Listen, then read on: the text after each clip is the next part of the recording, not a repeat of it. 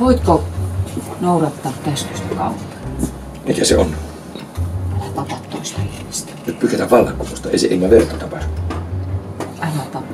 Lupaatko Elias Kultasen? Lupaan. Onko sinä, lupaatko Elias Kultasen? On. Totta kai se on kuulta. Niin tietysti. Lupaan.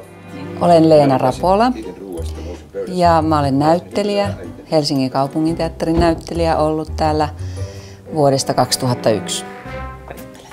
Mä harjoittelen nyt tämmöistä Jari Tervon Troikka-nimisestä romaanista Sami Keskivähälän dramatisoimaa näytelmää Troikka.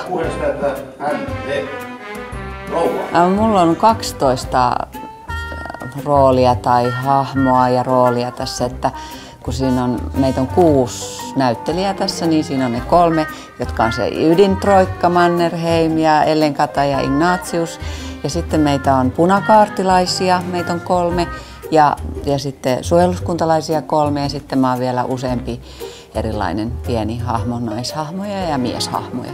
Et se on se vaihtelu, tässä on se ehkä se jännittävin ja kuinka saa ne aina sitten salaman nopeasti tulemaan. Tunnetilat ja repliikit ja se tietysti, että miestä näyttelee useammassa kohtaa erilaista. Mukana oli 3. Mun joulukuuhun kuuluu, että 6. päivää 12, joka on mun syntymäpäivä, niin silloin aina pidetään juhlat. Kun se on hyvä päivä, se on kaikilla vapaata, niin mä oon tottunut aina viettämään synttäreitä ja kutsumaan sukulaisia ja ystäviä. Sitten laitetaan vähän sinne pimeyteen ulos niin jouluvaloja 2 pieneen kuuseen ja